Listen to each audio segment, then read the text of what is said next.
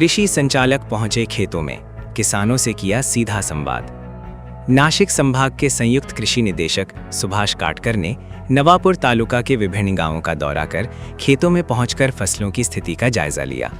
El Nino के प्रभाव और कम बारिश के कारण खरीफ सीजन प्रभावित होने की आशंका के बीच उन्होंने रायंगण, सावरट, भरडू और भादवट गांवों में सोयाबीन, कपास और धान की खेती का निरीक्षण किया। इस दौरान कृषि निदेशक ने किसानों से बातचीत कर खेती की जानकारी ली और धान की रोपाई में भी हिस्सा लिया। उन्होंने सोयाबीन, ज्वार और मक्का की बेहतर पैदावार के लिए चौड़ी मेड़ एवं नाली पद्धति अपनाने की सलाह दी। साथ ही जैविक खेती को बढ़ावा देने और कपास उत्पादन बढ़ाने के लिए किसानों का मार्गदर्शन किया। उन्होंने अधिकारियों को निर्देश दिए कि यदि अल नीनो के कारण बारिश में लंबा अंतराल आता है तो किसानों के लिए आकस्मिक कार्य योजना पहले से तैयार रखी जाए। आणि पहिलं पातं का गळतं तर आपलं त्यावेळेस नत्र चालूच असतं, त्यामुळे त्याला वाटतं अरे हे उगीच निघालंय, आता मालकाला नत्र देतं याचा अर्थ मालकाला फक्त वाढायलाच पाहिजे बी, तो वाढायला लागतो।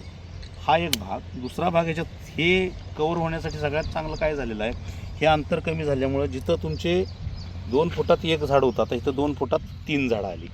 बरोबर म्हणजे कॉम्पिटिशन इथं वाढली।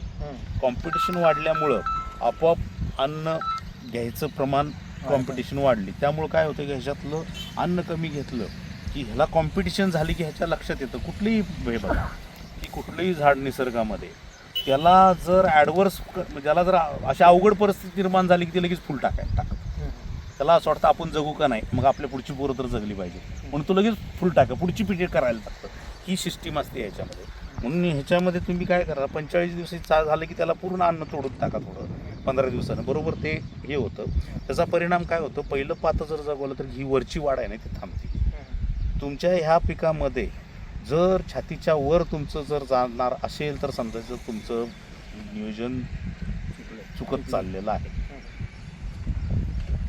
छातीच्या वर वाढू द्यायचं नाही आणि वाढायच्या स्टेजला आला की त्याचं शेंडा काढायला मी तसंच करतो। हा एक भाग। आता दुसरा भाग दाटतं असं जे म्हणतो, दाटण्याचं कारण तुम्ही नीट पाहिलं का?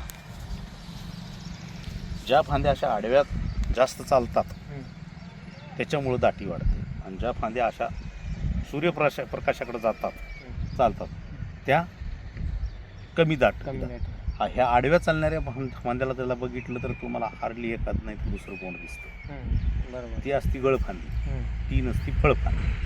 म्हणून त्याच्यातलं आहे ना तुम्ही 28व्या ते 30व्या दिवशी लक्षात येतं की गळफांदी कुठली आणि फळफांदी कुठली।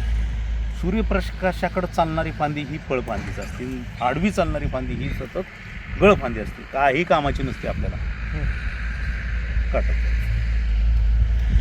आमचं म्हणणं आहे ती गळफांदी जी आहे ना अशी जाऊन मग ती येते, अशा 4-5 फांद्या असतात गळफांद्या आडव्या चालतात, त्या वर चालत नाहीत अशा।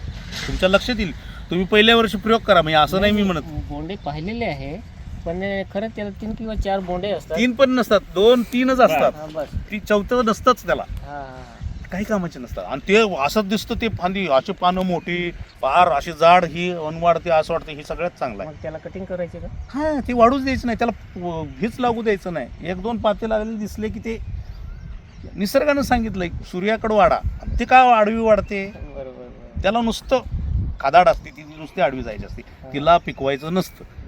ज्याला पिकवायचं ना ती बरोबर सूर्याकडे जातं, जे पिकवायचं नसतं त्याला बरोबर आडवं चालतं। मग मी जे बोंडे खराब होतात ना सांगताना ते बोंडे तेच खराब होत असतील कारण बोंडे मोठे असतात पण त्याच्यातून कापूस वेचणी होतच नाही। तुम्हाला ना ह्या शिंदखेड्याच्या जवळ आहे ना माळी म्हणून शेतकरी आहे, हा त्याचा नंबर देतो, तो तुमच्यासारखाच खूप प्रयोगाचा शेतकरी आहे, तर त्याला आहे ना तुम्ही त्याला फोन करा की त्या म्हणावं असं असे साहेब येऊन गेलते, तुम्ही गेल्या वर्षी साहेबाला काय शिकवलं म्हणावं, मी त्यांच्याकडनं शिकलोय त्या शेतकऱ्याकडनं आणि म्हणून मी तुम्हाला माळी आणि म्हणून मी तुम्हाला सांगतोय।